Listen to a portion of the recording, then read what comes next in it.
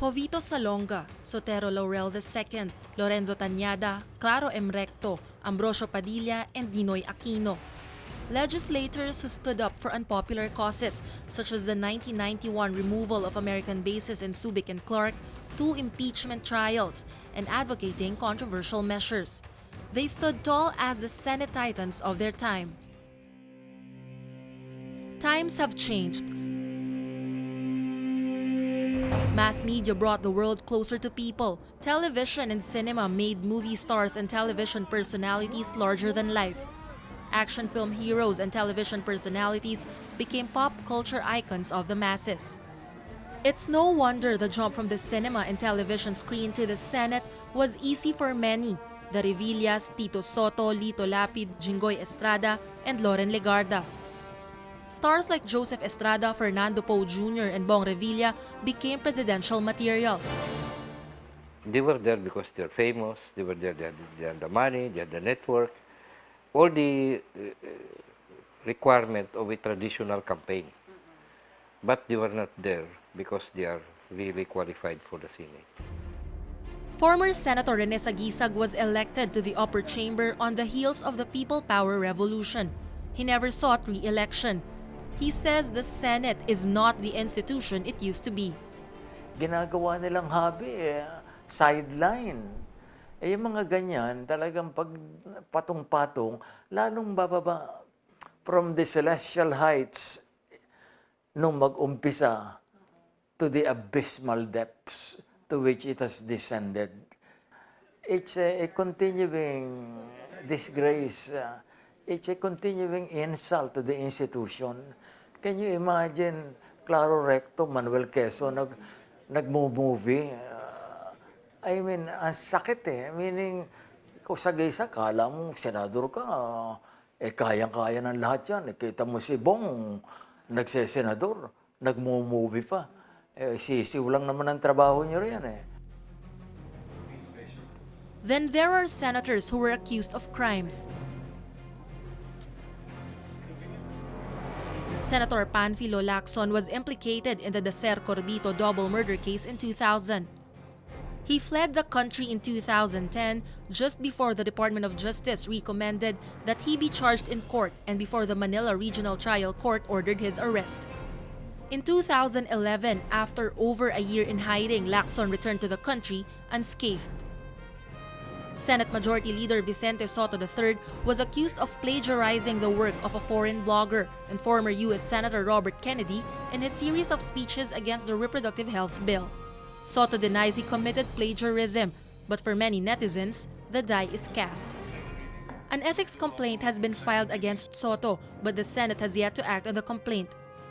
Who could forget the many times that senators took to the floor in ugly word wars?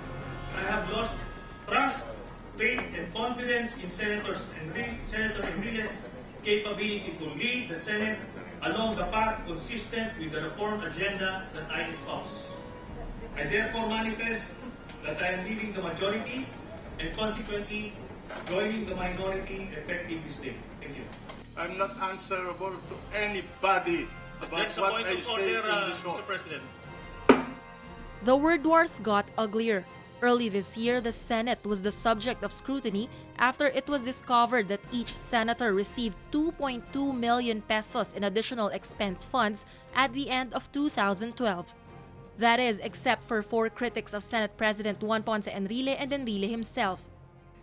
Sabi niyo, let's call a spade a spade. Sige po, pagbibigyan ko po kayo. Total, kayo naman po may gusto niyan. Alam naman natin kung paano niyo po pinapatakbo ang Senado. Or more accurately, how you and attorney or Ma'am Gigi runs the Senate. Di ba ho, bawal sa caucus sa mga staff? Di ba ho, sa lounge na yan sa likod, bawal ang staff? But out of respect for you, pumayag kami na hindi lang nandun si Ma'am Gigi. Kung hindi, pwede pa siya magsalita pag may caucus. Pwede siya mag-discuss sa mga senador para na rin siyang isang senador. Tinanggap ko po yun. Tinanggap naming lahat. Bakit po? Courtesy and respect. Senate Committee on Accounts Chairman Panfilo Lacson jumped into the fray when he accused a colleague of using government funds for personal expenses. Sagisag is disappointed with the brickbats over additional funds. He says the distribution of additional funds to senators is hardly a tradition in the chamber. In a Senate headed by Uncle Jovi, with members like Kuya Teroy, Ting Paterno, Nene Pimentel, at iba pa, no? I cannot identify now all of us. No Chinaman's chance. Dahil ultimong pagmemerienda namin, kinestyon pa ni Kuya Teroy kung additional compensation. Kayo makapagsabi niyan, pero ako, I'm personally disappointed, no, na the institution I once worked in, banat kaliwat kanan ang nadidinig sa publiko. So I'm 73. If I look young to some, second childhood ko na to. Pero I'm leaving this world in a far worse shape than when I entered it. So is my life a total failure? Sakit.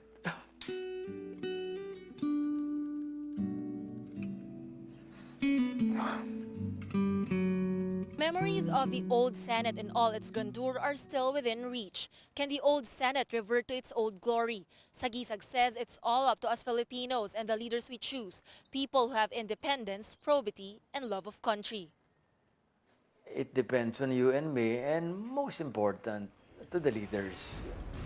That is the difference voters can make on election day. Camille Alemia, Solar News.